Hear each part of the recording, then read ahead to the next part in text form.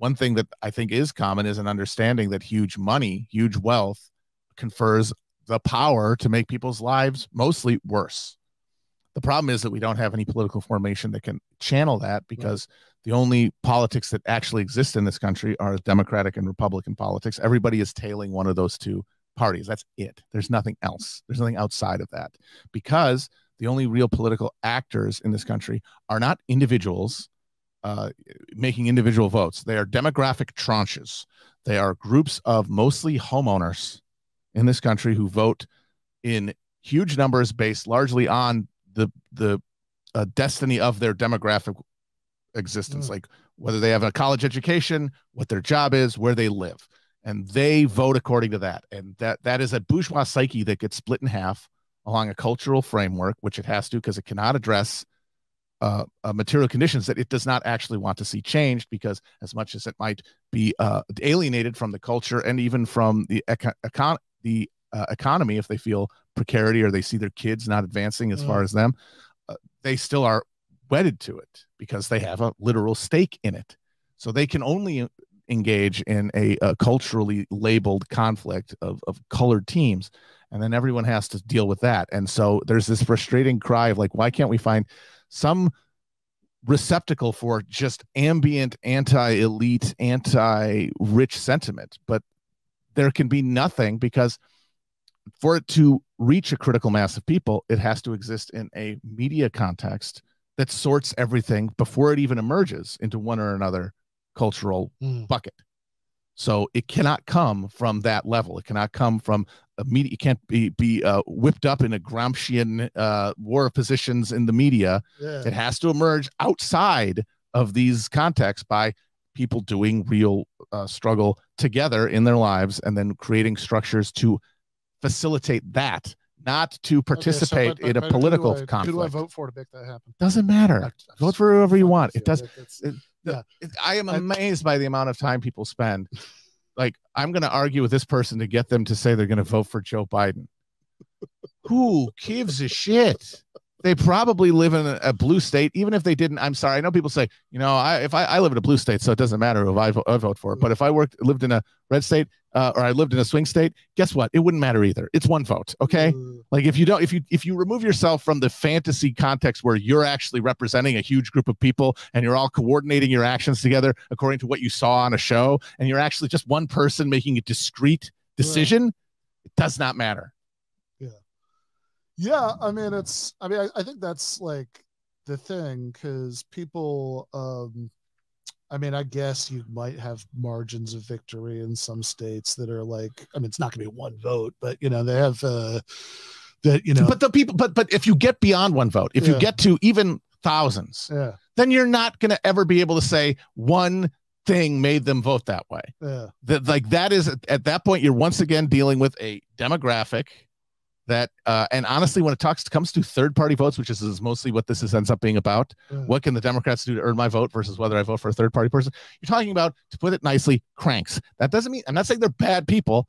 I'm saying that they have a over-cranked relationship to politics. They care about it in a specific personal way that marks them as weird. It's not like regular people. And that is a stable group, actually a shrinking group, because you're seeing the vote for third parties is collapsing as the polarization just dominates, and the two hegemonic narratives of like the one side that's going to destroy America and your need to vote for them really is like disciplining people into one or the other too. Point out like, oh, here's some poll where looks like Cornel West is actually going to get 5% of the vote. That always happens. I was going to say that's like the when you get in the booth and you close the thing. At most non-cranks, people who are who have not decided to be Ahab. People who are like, I am voting because I don't want a bad thing to happen. Right. And you have a choice of two nightmare visions for America. There's no positive vision. There's two nightmare visions. Whichever one actually scares you, you vote against. And some people, cranks, are going to say, no, my vote means more than me from that. It's a holy sacrament. I cannot sully myself by voting for this awful party. Well, congratulations, but you're talking about a fraction of the population, and they are not movable. That it goes beyond reason or logic. There's no story you can tell to get them to vote there because they're motivated to vote from a different angle for a different reason. Their connection to their vote is erotic in a way that it isn't for more pragmatic voters, which is again the vast majority of them. Well, Brianna Joy Gray and Mehdi Hassan are having a really intricate debate on Twitter/X. Keeping this charade up like it matters is good for everybody. It's good for the Biden people because they get to feel like they're contributing, they're helping, they're making things better. It makes them forget about the fact that they're trying to prop up this senile ghoul who is wildly unpopular and whose decision to run for re-election is insanely irresponsible from their own perspective. Yeah, because it's like on the one hand, democracy is on the ballot that if he doesn't win, it would be the end of the world. On the other hand, we're not going to try to replace. Yeah, it's like it's his choice. It's the 80-year-old crook's choice. Him and his crack smoking son to run for office again, even though he's got the lowest approval rating of anybody except who's this? Donald Trump. What happened the last time Donald Trump went up against somebody who was slightly less hated than him? It was Hillary Clinton, and he won. Yeah. I mean, when Biden ran against him, he was the guy he would have been in 2016, generic Democrat. Joe Biden is no longer a generic Democrat. He is associated with a number of things that have happened since he became president, including a huge burst of inflation that's hit the economy for the first time in 40 years. You have the withdrawal of Afghanistan that really did put a dent in his approval that never recovered from. By the way, he also said that he would not run for a second term at one point, and then he's just like, psych. But they can't deal with that because they can't yell at their party leaders. They can't rail against them to show their impotence. Instead, they can create a fake terrain of battle with these intransigent holdouts who cannot be persuaded. But also, it doesn't matter if they're persuaded because they represent nobody. What they do represent is a potential alibi for when Biden shits the bed and they somehow lose to Trump again. And that's why this is a symbiotic relationship, and they need each other and they love each other. And it's all to create a fantasy, a fiction of movement, of meaning, and of control more than anything of a political system that most of us are completely disempowered by. Yeah, I mean, there is this kind of obsession with, I mean, the very fact that those people that Jake mentioned, your Mehdi Hassans, your Briannas, are like arguing this intensely. Right, like not like offering an opinion, but like they're like it's really important to them. Yeah. In September 2023, who you're going to vote for in November 2024, like does say something. I mean, like in a way, I mean, I don't know. I guess maybe it's just obvious, but it's like I mean, it really says something about how profoundly disempowered people feel. That it's like this is this one. You know, the one thing that you feel like you have your control over. Yeah. Oh, we could do this. Oh, if the more people just look like they're going to support Cornel West, why the more progressive policies Joe Biden will endorse. Well, okay. First of all, I'd like to see the math on that. Secondly, he said a lot of shit in 2020. Did he do any of it once he got in there? So what the hell is the assumption that there would be any correlation between any kind of progressive pandering that he might do during the campaign and anything he would do after getting reelected? It's magical thinking. Well, and it's also like there's also a very weird faith in the Democratic Party in that argument, right? I mean, that there's like that if you think like the sort of argument that I'll hear people like Bree make, that it's like, we need to show them that they can't take our votes for granted. It's like ultimately what's been pushed there is a pressure tactic to make like Joe Biden and Kamala Harris and all these people better. And it's like that like, so it's this, but who's are, that's the problem. Yeah. Our vote, you're talking about people who are represented by no party or organization. There is no discipline. There's no leadership that can like negotiate with Joe Biden, like, oh, I'm going to be the minister. I'm going to be the labor minister. Not going to do negotiations. Yeah. Like the Podcasters Council. There's nothing. It's just an audience. It's just individual people with no organizing principle, no disciplinary mechanism. So what leverage do you have to come to Joe Biden and say, me and the cranks who listen to me aren't going to vote for you unless you do X, Y, and Z? It's like, how many divisions do you have, Your Holiness? You didn't hear about the Door delegation that's meeting with Biden next week? Yeah, it'll be like the Obama beer summit, that they'll bring together like one lesser evil voting podcast and one third party voting. You got podcast. X number of listeners and viewers for this stuff, and maybe you can point and say, this is my audience. First of all, I dare you to argue that number of people could be meaningful in any election, especially when you consider that they're spread all over the country. Yeah. There is no way. And even then, you can't guarantee that all of them are going to listen to you when you make your deal with Biden and say, vote for him. Half of them are going to call you a sellout and find somebody else who now has a possibility to get a media career out of calling you a piece of shit sellout. And then there's a new, smaller, but loyal audience for that person. So you have done nothing.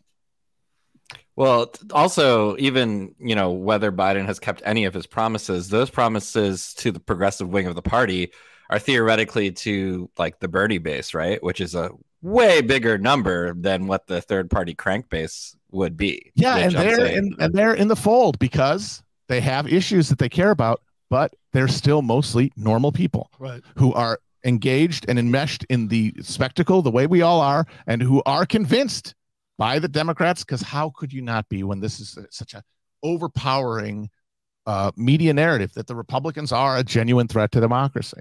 And if they believe that, I'm sorry, you're not going to be able to sway them to not vote for Biden. And they know that. Yeah. I mean, to the point about who's the hour, I think that sometimes people who do left media and kind of exist in that ecosystem will talk about like all those people who voted for Bernie, for example, as if they're like them. Right. Yes, exactly. Yes. And most of them are. No, they're normal. Yeah. They're normal people. They're like, hey, healthcare, that sounds good. Yeah. I mean, and you could say like, well, like I remember during the Bernie campaign when I was thinking he was going to win, I remember having to be like, got to remember he's not going to actually get Medicare for all passed. This is just a conflict zone to like push something forward and maybe mobilize, build something in through this, like by having an actor like somebody in the White House who can actually determine a news cycle so that issues are what he says as opposed to just the ambient left-right culture war that otherwise dominates. That's the hope. But of course, a regular person just thinks Medicare for all. That sounds good. I would like it. And then you hope as the fight for that carries on, they adhere to the guy who they see fighting for it and against the people they see fighting against it. But they're certainly not thinking the same, long durée chess match nonsense that you are, or like thinking about like all the, like, what about foreign policy? Like, what's it going to do about the empire? Like they're just not. Yeah, right. And they never will be because they got shit to do. They have stuff to do in their lives. Like the thing to remember is like a fixation on politics is not a mark of virtue or intelligence. Yeah. It is a specific perversion that hits you because of your experience of life, and it's going to hit people randomly. And they're going to come and like adhere to different like media vectors and organizing structures, but they are absolutely the outliers. Yeah, I mean, I think that. Like even seeing things like, I don't know, who's the guy who wrote the Rich Men North. Oh boy. Oh, Jesus Christ. Oliver Anthony. Never trust a man with two first names. Yeah. That's like, I guess nobody's first name is Christman. So you're saying exactly. Yeah. But I mean, it's like, look, I don't know what that guy's like. I know he's been on podcasts and stuff at this point. I haven't watched any of that. Right. So I know very little about his overall politics, except for what's in the song. But one thing that did really strike me about a lot of reactions to the song is that I feel like a lot of the sort of reactions to it work from the assumption that Oliver Anthony and everybody else in the country has some sort of like coherent worldview about politics, and whatever they say must reflect that. And so it's like, oh, is he really in this group, or is he really in that group? And he has incoherent gibberish politics. He doesn't like how things are, and he would like them to be better. He has a general resentment of rich people, as we all do, but like what that means, it's all determined by the environment that you find yourself in. And most people don't like. It's not only like because sometimes. Like I think people who consume political media all day have like yeah, I mean, they assume that everybody is like them, and that there are people who are like them who just have different political worldview, but like that everybody kind of has one. When your experience of life, I mean, if you just talk to, I don't know, just like have a conversation, like next time you're like out buying food or whatever, like, like have a conversation with about politics with anybody you interact with in that context. And most people don't have one of those. Yeah. Most like you have to be slightly strange to be sitting there and trying to like get all the Jenga blocks in one order. And the thing that baffled me about that whole stupid story is people saying, no, don't scare him away. We need to get him on our side. Like, whose side? There is no third way in culture. As soon as somebody shows up, they have been pre-labeled. Like, people all saw that guy because he was retweeted by Matt Walsh. As soon as that happens, it's over. There is no prying somebody away. And even if you did, what do? You don't pry them over to a third, like populist anti-capitalism. You pry them away to the Democrats, which neutralizes what you're hoping for there, which is, oh, this is a way in to like lumpen white populist resistance to capitalism. There's no container for that. There's just the Democrats and Republicans, which exist to make sure that any of the meaningfully material parts of that critique get eliminated and are dropped in exchange for the stuff that can be productively polarized. This is the latest political What's he system. holding up there? He's holding up a sign that says tax this dick, quote, attributed to Benjamin Franklin. So we should probably spend the next hour That's epic. Analyzing exactly what his opinions on tax policy are, his whether he's a libertarian. There's no culturally productive avenue to political mobilization, because culture is now fully polarized. The non-political zone has disappeared over time, and now all there is the two sides, and everything gets slotted into that before you even know it exists. And once that happens, it cannot be changed. It's over. And that's something that's very dispiriting to people, because they really want to believe that some pattern of consumption and expression about media can be politically productive. Like, they really do, because the alternative is actual political activity, which is boring and probably won't get you anywhere, and costs money a lot of the time, and time all of the time, and it doesn't provide you with the sort of easy pleasure of being a political warrior in the media space. I certainly speak for myself in that.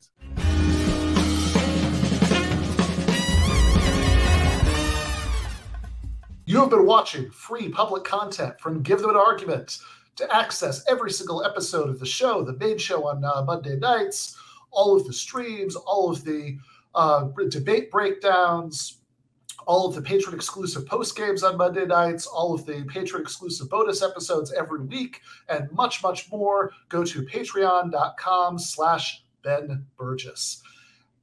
I cannot resist ending this with, don't be foolish.